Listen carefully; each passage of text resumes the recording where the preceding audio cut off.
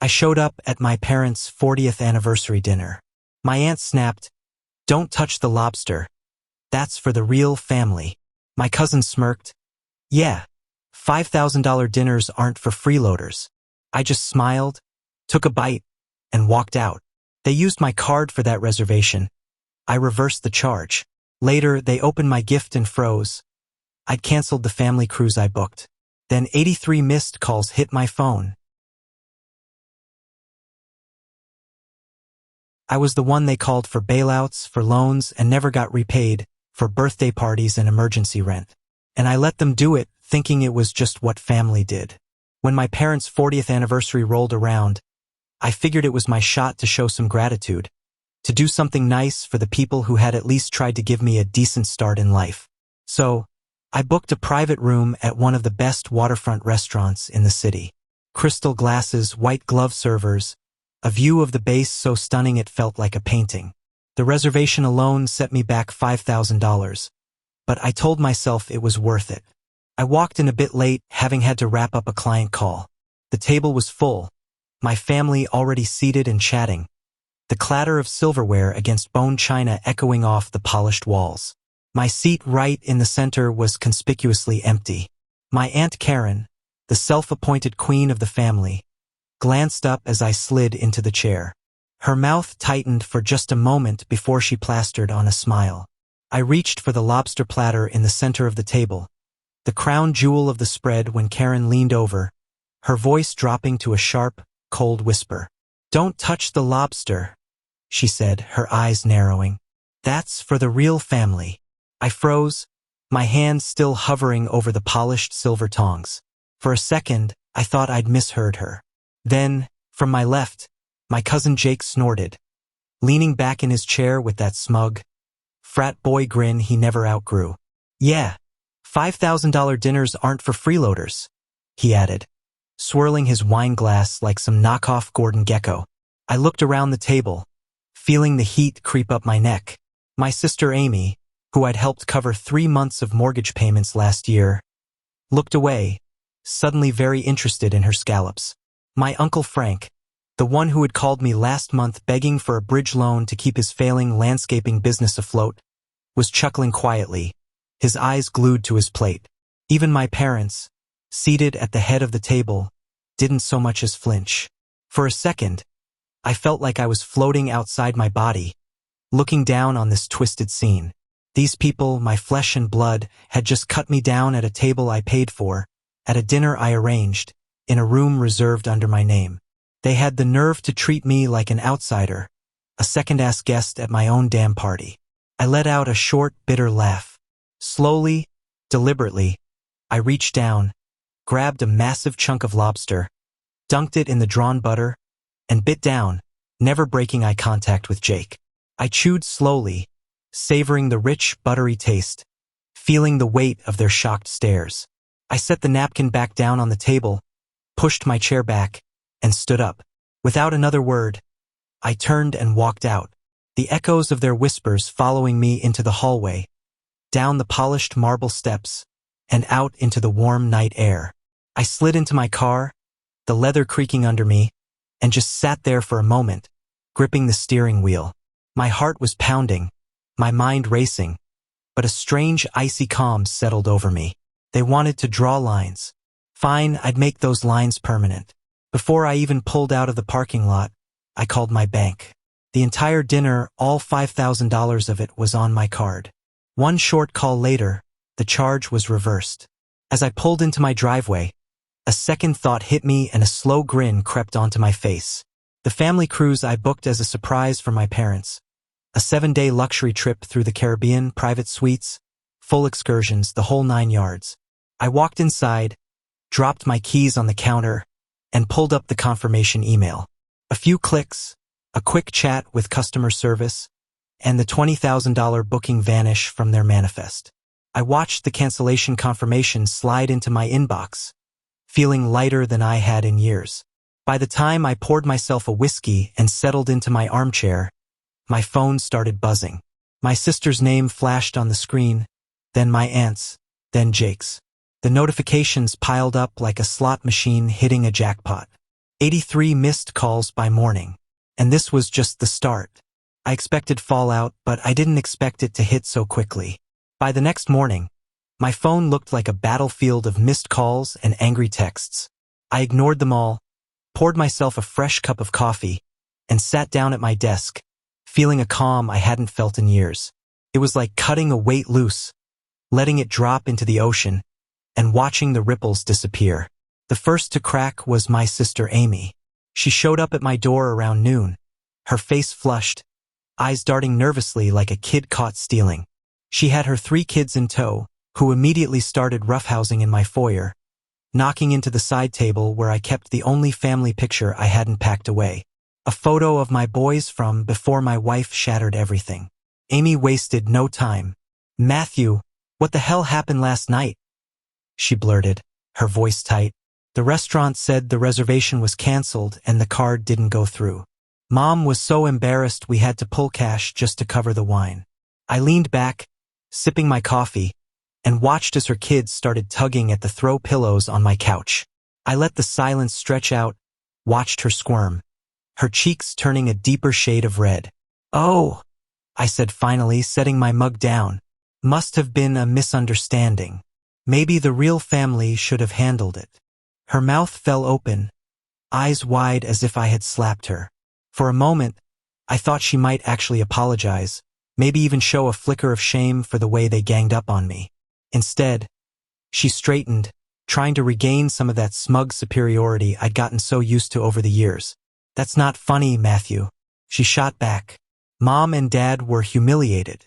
They had to apologize to the restaurant staff.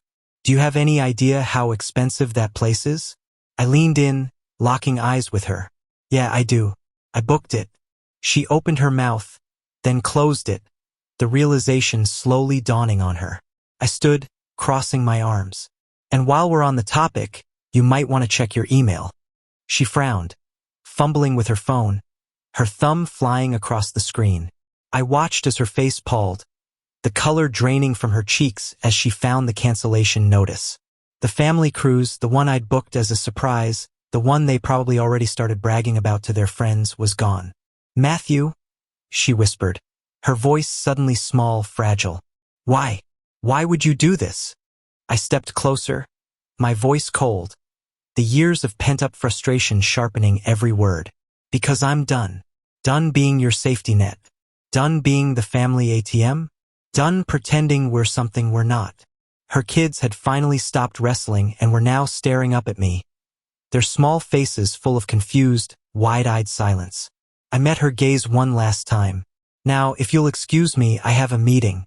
I held the door open, and after a long stunned moment, she herded her kids out, glancing back once as if she'd never seen me before. I closed the door behind her, the echo of her retreating footsteps lingering in the air. As I turned back to my desk, my phone buzzed again. A text this time from my Aunt Karen. "Karen, you ungrateful little brat. After everything we've done for you, this is how you repay us?" I let out a short, humorless laugh, tossed my phone onto the couch, and headed to my office. If they thought this was the end, they had no idea what was coming. It only took a few days for the full weight of what I'd done to sink in from my family. The missed calls and furious texts had slowed, but that uneasy silence was worse in a way, like the quiet before a storm. The first crack came when my cousin Jake, the one who had called me a freeloader over Lobster, decided to try the direct approach. I was in my office wrapping up a client presentation when my phone buzzed with his name. I let it ring. A few seconds later, another buzz, a voicemail. I put him on speaker, leaning back in my chair as his voice crackled through the line. "Yo, Matt, look, I think there's been a misunderstanding. All right, that whole thing at dinner, it was just a joke, man. You know how Karen is always running her mouth. Don't take it so personally." I felt a slow, bitter smile creep onto my face. Of course, when the freebies dried up, suddenly it was all just a misunderstanding. The voicemail kept going, his tone shifting from forced cheer to thinly veiled panic. "Look, man, the cruise thing. You've got to fix that. You know how much Mom and Dad were looking forward to it. They're freaking out. Just call me back." "All right." I deleted the message, shaking my head. It was like they didn't even understand the concept of consequences. For years, they had picked at my patience, assumed my generosity would never run dry, convinced themselves I'd always be there to catch them when they stumbled. 2 days later, the second wave hit. My Aunt Karen, the one who had sparked this whole mess, showed up at my office. I watched her through the glass wall as my assistant led her in. Her face twisted into a tight, brittle smile that never reached her eyes. I closed my laptop, leaning back as she dropped into the chair across from me, her oversized handbag thudding against the side of my desk. She didn't waste time on pleasantries. "Matthew," she started, forcing a strained, saccharine tone. "I think we need to clear the air." I stayed silent, just raising an eyebrow. "Look, I know you've been under a lot of stress lately with the divorce and all." She waved a hand as if my entire life falling apart was just a minor inconvenience. But punishing the entire family over a silly misunderstanding isn't fair. I felt my jaw tighten, but I forced myself to stay quiet, to let her dig her own grave. I mean, your parents are devastated. You embarrassed them in front of the whole family, and now this cruise thing. Matthew, they're too old to handle this kind of shock. She leaned in, dropping her voice to a whisper as if sharing some deep personal confidence. "You know how fragile your mother's heart is. You don't want that on your conscience, do you?" There it was, the guilt play. The same tired manipulation they'd been using on me since I was old enough to drive them to the airport for their last-minute free vacations. I met her gaze, holding it for a long, heavy moment. "Karen, you called me a freeloader at a dinner I paid for. You treated me like an outsider at my own event, and now you want me to apologize." She blinked, momentarily thrown off balance, then quickly recovered, her painted-on smile slipping for just a second. "Oh, come on. You know I didn't mean it that way. We're family. Family fights, then makes up." I leaned in, my voice low, icy. "Family doesn't bleed you dry, then laugh in your face when you finally stand up for yourself." She bristled, her fingers tightening around the strap of her handbag, the fake leather creaking under the pressure. For a moment, I thought she might actually let her real thoughts slip, let the mask crack, but then she forced that tight, brittle smile back into place. "Fine," she said, standing abruptly. "Be that way, but don't come crying to us when you realize how alone you are." She turned on her heel, her footsteps sharp against the polished tile as she stormed out. My assistant shot me a nervous glance as the door swung shut behind her, but I just waved it off, turning back to my laptop. A few minutes later, my phone buzzed again. A new text from my dad, the first I'd heard from him since the dinner. "Dad, son, we need to talk. This has gone too far." I let the phone fall back onto my desk, the screen flashing once before going dark. They still didn't get it. They thought this was just another round of family drama, something that would blow over with a few apologies and half-hearted hugs. They had no idea what was coming. A week passed and the silence from my family was deafening. I knew them too well to think they'd just walk away quietly, though. They were regrouping, figuring out their next move, trying to come up with a plan to reel me back in. The first real sign of desperation came when my mother called. I let it go to voicemail, half expecting another guilt trip. But the message she left caught me off guard. "Matthew, honey, please call me. We miss you. I'm worried about you." I frowned, replaying it twice. It wasn't the same shrill, demanding tone my family usually used when they needed something. There was genuine fear in her voice, something I hadn't heard in years. I deleted it anyway, telling myself I dealt with enough of their emotional manipulation to know a trap when I saw one. But it didn't stop there. 2 days later, I pulled into my driveway to find my dad's old Chevy parked on the curb. I hadn't seen that rusted paint chipped beast in my neighborhood in years. My dad, the man who taught me how to tie a fishing knot and drive stick, was sitting on my front steps, a deep frown etched into his weathered face. I killed the engine and stepped out, tossing my keys in my hand as I approached. He stood, stuffing his hands into the pockets of his worn, grease-stained jacket. "Matthew," he said, his voice rough, "we need to talk." I bit back the urge to roll my eyes. This was classic him. Show up unannounced. Corner me on my own property. Force a confrontation. I unlocked my door, pushing it open and stepping inside. He hesitated on the porch for a moment before following me in the door swinging shut behind him. He glanced around, taking in the clean, modern lines of my home, the polished floors, the leather furniture. It was a stark contrast to the cluttered chaos of my parents' old creaking house. "Nice place," he muttered, settling into one of my armchairs without waiting for an invitation. I leaned against the kitchen island, crossing my arms. "What do you want, Dad?" He hesitated, rubbing a callous hand over his stubble jaw. For a second, he looked like he might actually apologize, might acknowledge the years of silent tolerance I'd endured. Instead, he sighed heavily. "Look, your mother's a wreck. She's barely sleeping, worrying about you. She feels like you've just abandoned the family." I felt my jaw clench, my fingers tightening on the cold granite edge of the countertop. "I didn't abandon anyone. I just finally decided to stop being your punching bag." His head snapped up, his eyes narrowing. "Punching bag, you've got a nice house, a good job.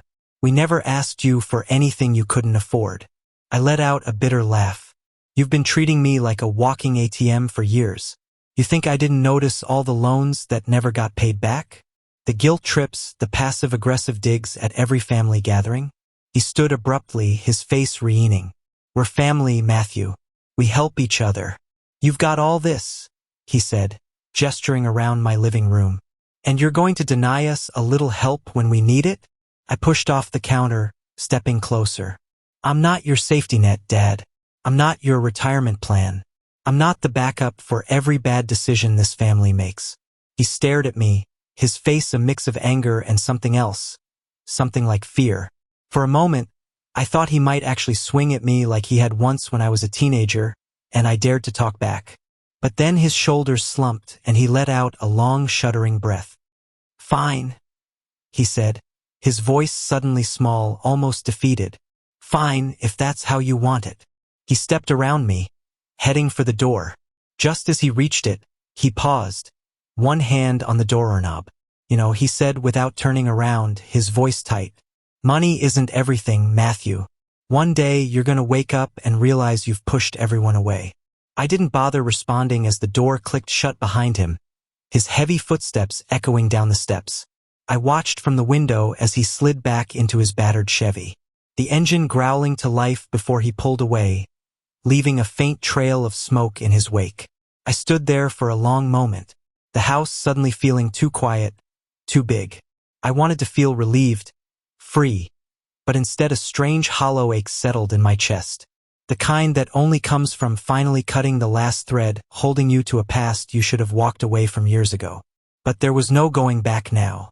A few more days passed and a silence from my family started to feel like a slow-building storm. I kept expecting another unannounced visit or a barrage of guilt-laden texts, but it never came.